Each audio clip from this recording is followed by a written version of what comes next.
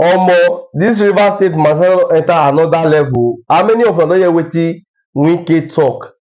Wetin Wike talk, the current minister of FCT and also known as the former governor of Rivers State, wetin he just talk recently here. But the way this man take react to this particular update na wetin really shock many Nigerians. Lis ten to the end so you go understand everything wey dey go for inside this background here. If you dey follow up with the drama wey dey go on for Rivers State, come lis ten to the latest update now and also share the video. Spread the video so that more Nigerians can still come across this particular video, because this man makes a point for this video. I'll come back to the this video. Minister of the Federal Capital Territory, Nyesom Wike, has berated suspended Governor of Rivers State, Siminalayi Fubara, of not exhibiting the capacity to make peace with estranged stakeholders and resolve the political crisis tearing the state to bits. This was as some of the supporters of the suspended governor have insisted that their agitations were based on democratic principles and interests of the state, adding that state of emergency rule must end for lasting peace. However, Wike stated this during a monthly media chat, confirmed that Fubara paid him a visit in Abuja as part of the move to end their political differences. He accused Fubara of only making peace while his foot soldiers were habitually hitting the polity by attacking his political opponents on television. Wike also faulted his estranged political associate of being accompanied to his house by APC governors and not any of the PDP governors who had been backing him while the crisis festered. He said he bluntly told Fubara at the meeting that he felt he lacked the capacity to make the peace. He also charged the suspended governor to, in addition to seeking peace with him, take the drastic steps to meet other stakeholders like the State Assembly, the party, and other stakeholders for peace to reign. Wike also blamed some governors for fueling the ongoing political crisis in Rivers State. He claimed that the rift between him and suspended Governor Siminalayi Fubara was instigated by certain governors. However, Wike mocked Fubara, stating that those who encouraged him were still secure in their positions while he faced political isolation. The minister also expressed doubts that lifting the state of emergency earlier imposed on Rivers State by President Bola Tinubu alone will resolve the crisis.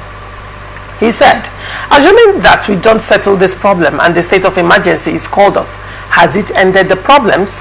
No, because the assembly will still be as firm as they have been. So the crisis will still be there. They will not pass your budgets.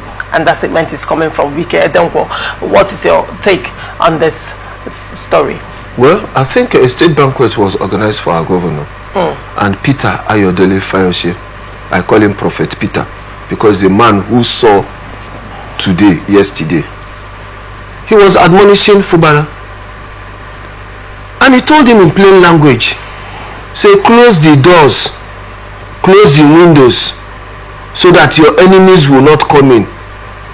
That don't let God give you Wike's problem, because I know him. He doesn't stop. When he fights to finish. That if he had a godfather like Wike, what happened to him wouldn't have happened to him. That he's lucky that he has a godfather like Wike that is guiding him. And Peter saw today, yesterday, and told him, but he had deaf ears, and see where it has led him to. So for me, you cannot be blowing hot and cold in one breath. If you do that, you will choke. You cannot appropriate and reprobate on a particular issue. You cannot be towing one line while those behind you are saying something different. It's not proper. It's not done anywhere. They say he who must come to equity must come to it with clean hands. If you must pursue peace with all men, pursue it unconditionally. When I mean pursue it genuinely. Pursue it with pure heart. You cannot be saying A while on daily basis your supporters, your foot soldiers are writing on the social media, on the TV. So it's even abuse of the peace process, and it makes it cumbersome. And what they're doing from there, literally throwing thorns for him in this peace process. So even the last statement he made in the church, that his spirit is no longer there, he has left long ago, that his spirit left there long ago. So for me, if you look at it, and in the same vein also, he told his supporters that what they are saying or what they are writing is also frustrating the peace process. Frustrating the peace process. Meanwhile, that before they say anything, they should seek clearance from. And for me, that is what should be done. These goons, supporters, social media people, and all whatnot, they should be called to order. That this is not time for people to start throwing tantrums, because whatever they do now will also abuse the process. So let everybody stay calm. Let the negotiation go on. I said it before that so many people need to come down from high horses. You stoop to conquer, you don't stand to conquer. So whatever that needs to be done is a window period. And in a few days it will be 2 months, and they still have 4 months for them and for us to have a genuine reconciliation. Whether I like it or not, there must be genuine reconciliation. The governor will need to travel light. When I mean he needs to travel, he needs to shed some weight. God bless you. Okay, well, very well. Ndubisi, what do you make of this story? Well, I think from this story we can see that where the governor himself heard, where he failed to do the right thing. In life, everybody makes mistakes, and I believe, just like in the video, the same video you watched, he said that he knows better now. That means he has learned his lessons. Now you know that the governor himself wasn't a politician prior to this period. So he was riding on the wings of some people or somebody. What you have to know is that while you are riding on another person's wings, you don't allow somebody to promise you another wings, because you don't know how stable the wings may be. What I have to say is it's absurd. It's absurd to call the supporters of the governor foot soldiers, people talking on his behalf on social media as describing them as his foot soldiers, because he doesn't have control over what people say on social media. He doesn't even know who supports him and who doesn't support him. So we have to be mindful of addressing people that identify with the governor as maybe enemies of the country, or enemies of the state, or people trying to foment crisis. These are people people that believe in his leadership, that believe in his ability to steer the state forward. So they have to accept them as members of the society who desire to belong anywhere they want, or who desire to support whosoever they want. But everybody has to make sure that you don't carry out your action to affect the peace of the country. All right, very well. With reference to the foot soldier, probably I think you're addressing that to the FCT, because that is FCT minister's statement with regards to that. And then FCT minister has not also denied that he has foot soldiers as well.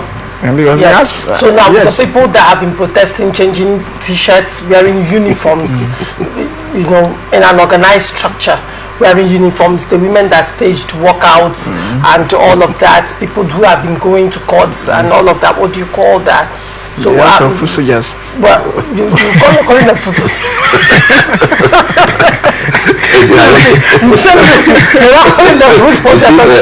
Yes. You know when I say they appropriate and reprobate in one breath. well then BBC is a very honest person, but and I must respect that too.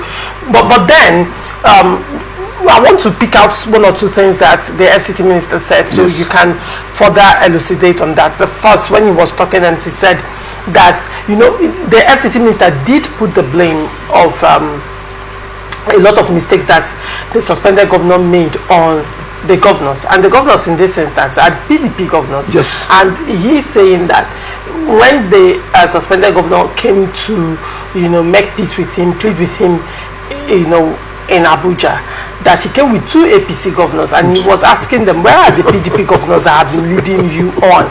And interestingly, the governor of Bauchi State, Bala Mohammed, has been very, very vocal in River State crisis. Yes. You know, at some point, he even gave an open challenge and all that. Yes. But from the day that state of emergency was declared, Bala Mohammed has been silent on River State crisis.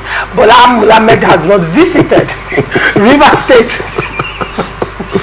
again. So well, what do you have to say going with APC governors to plead with his predecessor, who is a PDP man?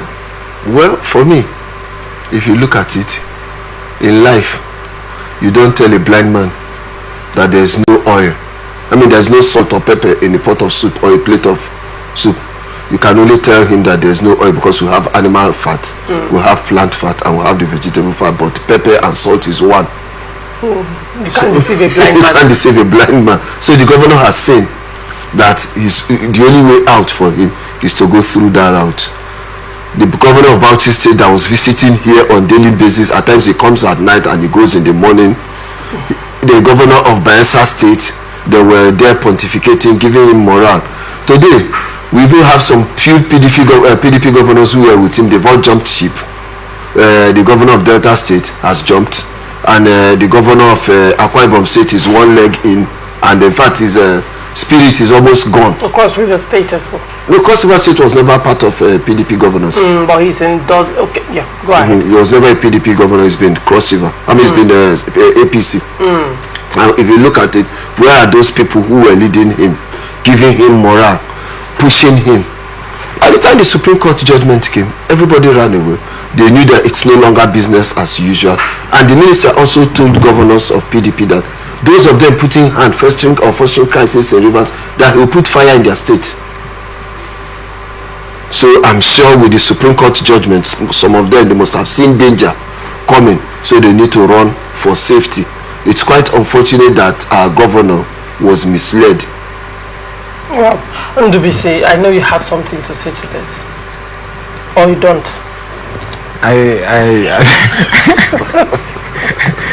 Go ahead. Well, I think we have overflogged the. No, you actually do not want to talk about, because I've not brought up anything about the PDP governors actually, and the allegation of the FCT minister that the PDP governors were inciting this crisis. So how did you overflog a matter you never discussed? Or you're not comfortable discussing that? It's okay. Well, I think what the PDP governors were doing was to support their fellow PDP governor, but they didn't realize that some of the advice they gave the governor might come back to haunt him. So that's what happened. So they say yes. Are they politically? Nah, but to abandon him this time is sabotage. It's betrayal. They shouldn't have left the governor alone. I don't know how strong their support is right now, but the governor going to the FCT minister alone or without the PDP governors shows that they are no longer supporting him. So, but one would say that they instituted a suit at the Supreme Court, challenging the state of emergency. Or what one say it is for their own personal benefit. I think so that they go, because the presidency actually did threaten that if they do not handle their states accordingly, state of emergency will also be declared in their states. Do you think probably going to Supreme Court was to protect their own interests, but they have to leverage the River State crisis to do that? First and foremost, they are doing that because they see themselves as the main opposition party. No, and whenever a president from a different party takes a decision, it's the duty of the opposition party to react to that decision. So I think what they did was PDP did not react. It's a PDP governors, and PDP governor is not. They don't represent the party. let's get that clear, because See. PDP Governors Forum is not an association. It is not registered. It is not known to law. Yes. You see the issue? It's not known to law, and well. So in another instance, they are also trying to protect their own position because what happened to their fellow May happen to them as well. Their fellow governor may also happen to them. Why do you say so? If they don't stand up and do the right thing, if they don't fight it and resolve it, it will still come back to them, to any of them. Okay, very well. I don't want to say something. I want to say something, and for record purpose, the Governors Forum, especially the PDP Governors Forum, is not an organ of a party. It's merely a peer group or a peer review mechanism group within the party and the federation, but they are not an organ. And at some point, the PDP Governors Forum arrogated so much power to themselves which they lacked,